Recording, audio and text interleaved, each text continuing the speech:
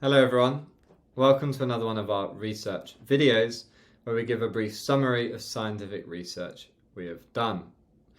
I'm Tom Mackay-Smith, one of the co-founders of Vedantia Research, and today I'm going to share some research we've done on our native silvopasture establishment trials. So there's many benefits of native silvopastoral systems. I'm not going to go into them in this video, you can find them in some of our other videos.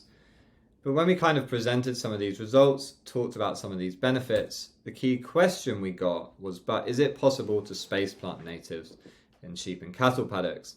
Well, actually, the main response I got was it's impossible to plant natives in sheep and cattle paddocks, and it's never going to work. So kind of when I hear that, that's when I target onto it, and that's when I want to work on it, when someone says it's impossible.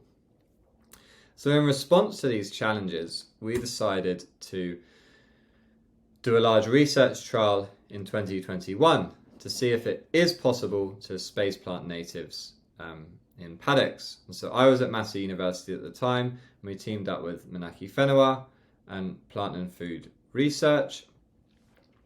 And we did trials. It was a 3-year trial in Taumarunui, so Horizons, Ahuriri, Hawke's Bay and Gladstone, the Wairarapa.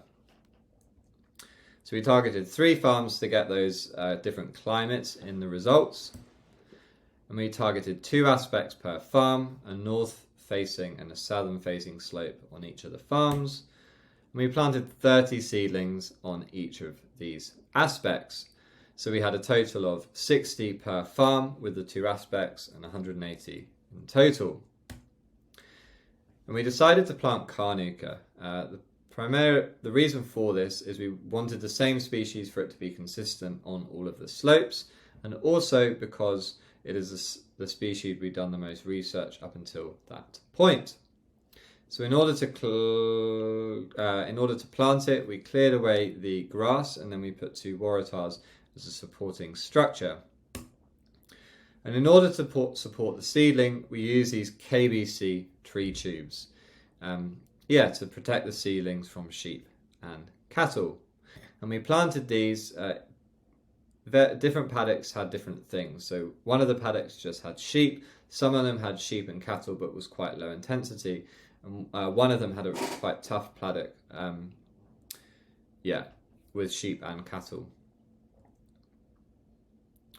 So this is one of the spatial designs that we planted. This is on the north slope in the Hawke's Bay site, and we planted them at 10 by 10 meters. In hindsight, I probably would have done it at a bit lower density, but the farmer can very easily thin these out. And this is another one of the slopes. This was a slope done in the Wairarapa. This was the north-facing slope in Wairarapa. So what were the survival rates after 2 summers? So these are the preliminary results. The trial goes up until winter 2023, so we haven't got there yet. So these are just the results for the first 2 summers. So the highest survival was at Taumarunui, and we had 96% in the north, 93% in the south. And we think this is because it had the highest rainfall and the best growing conditions. The ones that died were either because one was in a very boggy spot, and 2, we had quite a lot of grass competition and weed competition with the seedling. So we think they're the reasons for the other 2 deaths. In Wairarapa North, it was only 70%, and in Wairarapa South, it was 90%. And again, there was very strong weed and grass competition at this site. And this is something that we learned from this trial and how we've used this to kind of improve the planting system that we've subsequently developed. And in Hawke's Bay North, it was about 83%. In Hawke's Bay South, we had heavy cattle damage, so the results aren't very good. And in the Hawke's Bay site, this was just after the first summer. And so the Hawke's Bay North site, right at the top, it was very steep, about 40 degrees, and a very, very bony slope. So some of the Carnukas didn't survive right at the top, but most of the other parts on the slope, they survived really, really well. So what were the mean growth rates after 2 summers? Well, at Taumarunui, they grew 148 centimetres and 124 centimetres on the south slope, so about 70 centimetres, 60 centimetres per year, so some really good growth rates there. In the Wairarapa North and the Wairarapa South, we were only getting growth rates of about 30 to 25 centimetres per year, but again there was very strong grass competition and weed competition with the seedling, and we think this really stunted the growth. So again, that's something that we've improved upon. We're trying to improve the growth rates in the Wairarapa. And so in the Hawke's Bay, this is only after one summer, so after the first summer, like the survival rates, there were growth rates of about 40 to 45 centimetres per year, so a bit less than the Taumoranui site.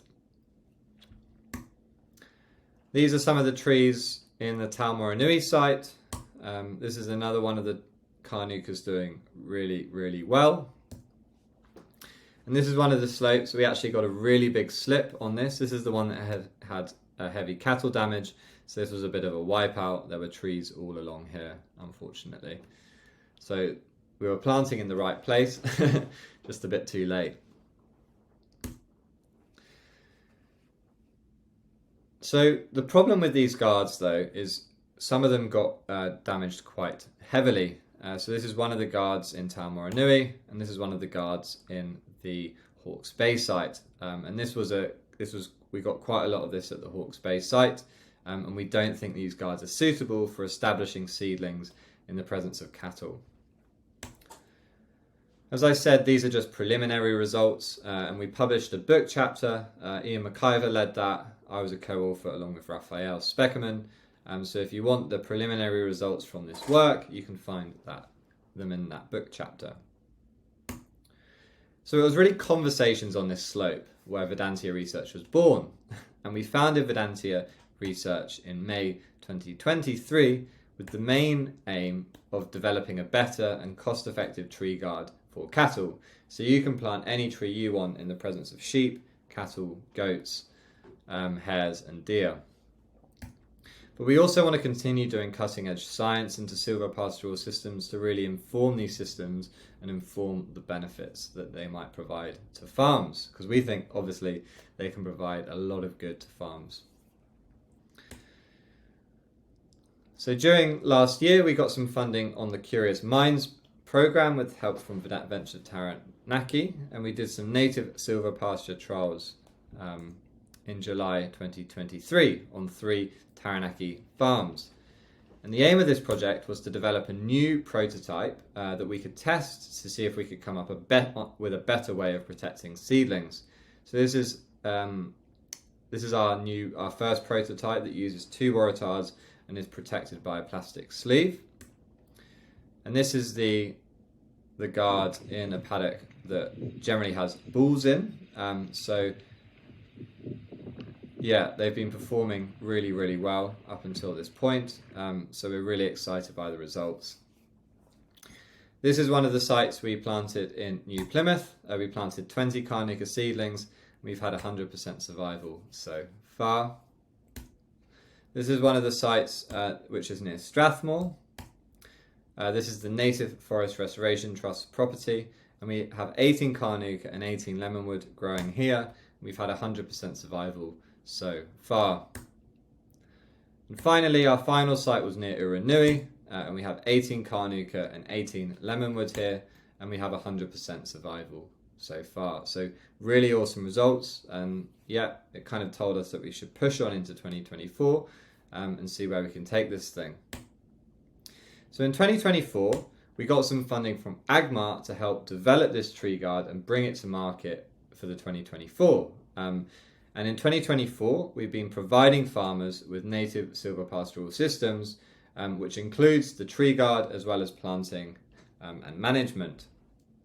We've had a great response from many organisations, including the Toy Foundation, Auckland Council, Hawke's Bay Regional Council, Greater Wellington, and Taranaki Regional Council, who are all helping us develop these systems and helping us kind of develop native silvopastoral systems for hill country.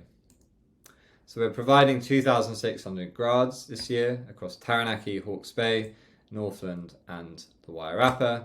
and we're planting many species from Carnuka, Rewa Rewa, Lemonred, Totara, Periri, among many others. So really exciting stuff.